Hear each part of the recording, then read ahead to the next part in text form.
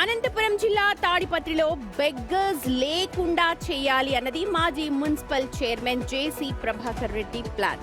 అనుకున్నట్టుగానే ఆ ప్లాన్ ను అమల్లో పెట్టేశారు. బెగ్గర్స్ తో భేటీ అయ్యారాయన. భిక్షాటన మానుకోవాలని వారికి సూచించారు. అలా చేస్తే అన్ని సౌకర్యాలు కల్పిస్తామంటూ హామీ కూడా ఇచ్చారు.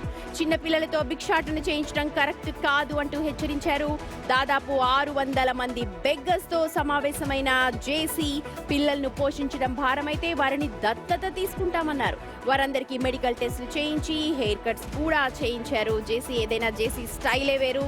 అనంతపురంలో జేసీ స్టైల్ డిఫరెంట్ గా ఉంటుంది. అందుకే గతంలో గుడి దగ్గర బెగ్గర్స్ ఉండొద్దు, లేకపోతే నేను వాళ్ళందరినీ దత్తత తీసుకుంటాను అని చెప్పి అన్నారు. అన్నట్టుగానే ఆయన దాదాపు 600 మందితో మాట్లాడారు. ఇటీవల తన భార్య గుడికి వెళ్లిన సమయంలో అక్కడ భిక్షం ఎత్తుకుంటున్న పిల్లల్ని చూసి చాలా బాధపడిందని, అందుకే ఈ డెసిషన్ తీసుకున్నట్టుగా కూడా చెప్పారు జేసీ. తాడిపత్రిలో బెగ్గర్స్ కోసం ఆమె 10 లక్షలు ఖర్చు చేస్తున్నట్టుగా కూడా చెప్పుకొచ్చారు. తాడిపత్రి ప్రజలకు ఏ కష్టం వచ్చినా ఆదుకోవడమే తమ లక్ష్యం అంటున్నారు జేసీ. గతంలో 2 సార్లు వారికి ఇళ్ల పట్టాలు కూడా ఇప్పించామంటున్నారు. స్కిల్స్ నేర్పించగలము అనే ఉద్దేశంతో అది కూడా చెప్ప ఇప్పటి నుంచి ఎవరైనా సరే అడక తింటారంటే వాడిని మేము దత్తత తీసుకుంటాము, ఇంటికి పంపుతాము.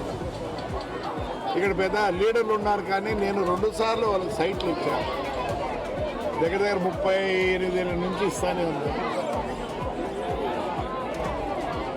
పట్టించుకోరు. ఇంకోటి వీళ్ళు ఎట్లంటే మన సైట్ ఇస్తే పోరు, ఎంతసేపు ఉన్నా ఊరికి పక్కనే ఉండాలి, కాలనీ పక్కన ఉండాలని వీళ్ళకి ఒక ఇదే.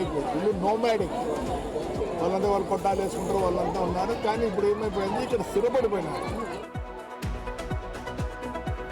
రైట్, మా ప్రతినిధి భరత్ జాయిన్ అవుతున్నారు. భరత్, అన్నట్టుగానే 600 మందితో మాట్లాడారు. కొంతమందికి హెయిర్ కట్స్ చేయించారు. వాళ్ళందరికీ 10 లక్షల రూపాయలు ఖర్చు చేస్తూ ఉన్నారు. గతం నుంచి కూడా చేస్తున్నామని అంటున్నారు. మరి ఎందుకు ఇంకా అక్కడ భిక్షాటన చేసుకునే వాళ్ళు కనిపిస్తూ ఉన్నారు? జేసీ ప్రభాకర్ రెడ్డి ఇటీవలే ఈ కార్యక్రమాన్ని చేపట్టారు. ముఖ్యంగా తాడిపత్రిలో బిచ్చగాలు ఉండకూడదన్నది ఆయన ఉద్దేశం. అంటే అక్కడ నుంచి వెళ్ళిపోమని కాదు, అక్కడ బిచ్చగాలు లేకుండా వాళ్ళకి ఏదో రకంగా పునరావాసం కల్పించాలి, వారికి ఒక పని కల్పించాలన్నది ప్రధానంగా ఆయన ఉద్దేశం. అందులో భాగంగానే ఆయన ఇనిషియేషన్ తీసుకున్నారు. సమావేశమయ్యారు. దాదాపు 600 మందితో సమావేశం. పిల్లలైతే దత్తత తీసుకుంటారు, స్కూల్ కి పంపిస్తారు, కానీ పెద్దవాళ్ళకి ఎలాంటి ప్రత్యామ్నాయాలు చూపిస్తున్నారు భిక్షాటన చేసుకోకుండా? మరి ఖచ్చితంగా సుమతి, వాళ్ళకి ప్రత్యామ్నాయం చూపించాల్సిందే. భిక్షాటన చేయకుండా ఉండాలంటే వాళ్ళు చేయగలిగిన పనులు ఏవైతే ఉంటాయో అవి చూపించగలిగితే ఖచ్చితంగా వాళ్ళు భిక్షాటన మానుకునే అవకాశం ఉంటుంది. లేదంటే కేవలం మాటలకు పరిమితం అయితే మాత్రం మళ్ళీ వాళ్ళు అదే పనిలోకి వెళ్ళడానికి అవకాశం ఉంటుంది. కాబట్టి వాళ్ళకి ఒక ఆల్టర్నేటివ్ వే చూపించాలి. ఎర్నింగ్ కోసం ఆల్టర్నేటివ్ లైఫ్ ఇచ్చినప్పుడు ఖచ్చితంగా ఒక పని కూడా చూపించగలిగితేనే ఆ భిక్షాటన వదిలేసి పూర్తిగా ఆ మార్గానికి దూరంగా ఉండే అవకాశం ఉంటుంది సుమతి. Right, thank you. మొత్తానికి జేసీ అన్నట్టుగానే బెగ్గర్స్ అంటే అక్కడ గుడి మెట్ల దగ్గర అడుక్కునే వాళ్ళు, లేదా చిన్న పిల్లలతో అక్కడ భిక్షాటన చేయిస్తున్న వాళ్ళందరితో మాట్లాడారు. వాళ్ళు కనుక భిక్షాటన మానేస్తే వాళ్ళకి వేరే ప్రత్యామ్నాయం చూపిస్తామంటున్నారు. పిల్లలందరూ కూడా దత్తత తీసుకుంటానంటున్నారు. చూద్దాం మరి అక్కడ నిజంగానే భిక్షాటన చేయకుండా ఉంటారేమో తాడిపత్రిలో.